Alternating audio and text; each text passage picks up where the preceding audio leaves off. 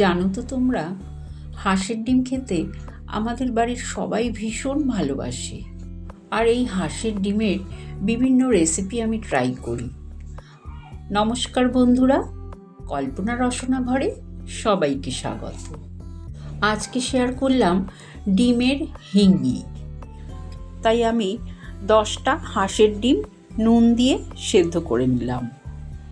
সেদ্ধ হয়ে যাওয়ার পর আমি ডিমের খোসাগুলোকে ছাড়িয়ে নিলাম।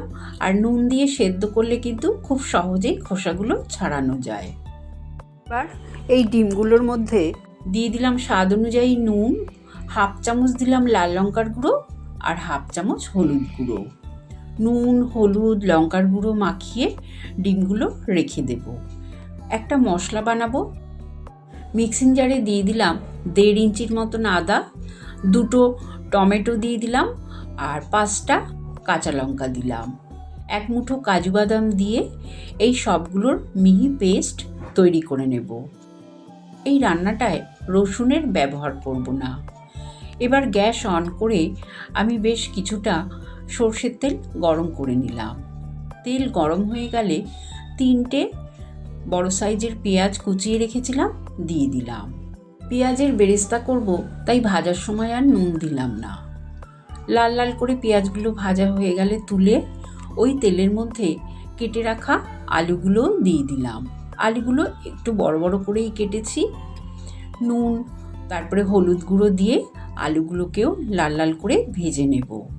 আলু ভাজার সময় গ্যাসের ফ্লেমটা মিডিয়ামে রেখে ভাজবো, তাহলে আলুগুলো ভাজাটা খুব ভালো হবে। দেখো, আলুগুলো কিন্তু সুন্দর ভাজা হয়ে গেছে। এবার তুলে রেখে দিলাম। ওই তেলের মধ্যেই আমি এবার ডিমগুলোকেও ভেজে নেব। তবে ডিমগুলো খুব বেশি ভাজবো না, প্রায় 1-1.5 মিনিট নাড়াচাড়া করেই তুলে নেব।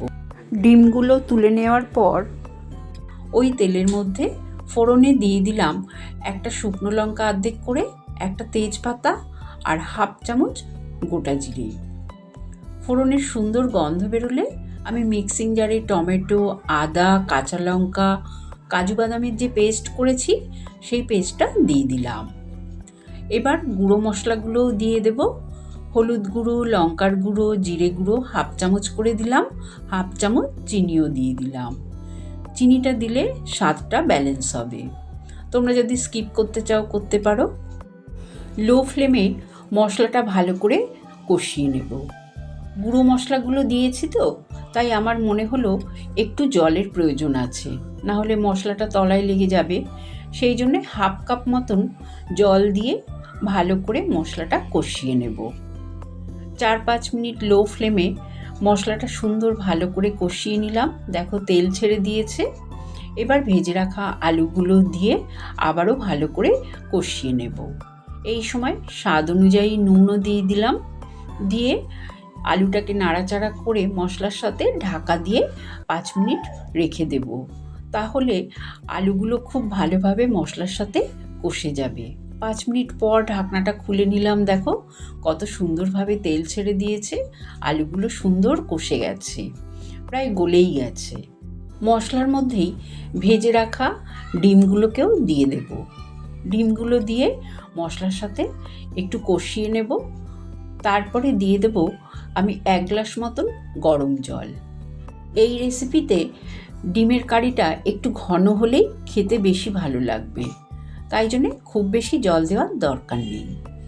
গ্রেভিটা ভালো মতন ফুটে গেলে ঢাকা দিয়ে 10 মিনিট লো ফ্লেমে রেখে দেব।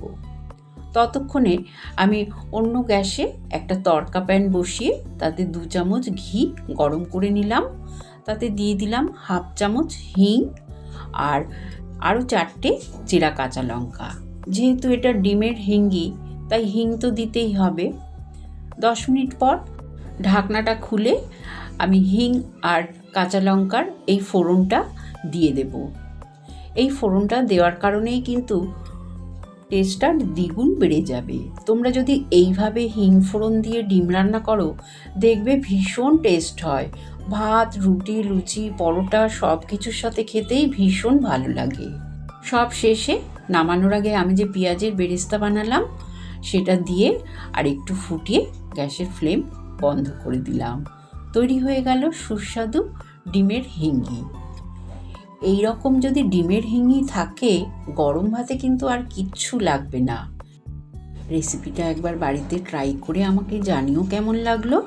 ভালো লাগলে চ্যানেলটাকে লাইক শেয়ার করো, নতুন বন্ধু হলে সাবস্ক্রাইব করো। সুস্থ থেকো, ভালো থেকো। ধন্যবাদ।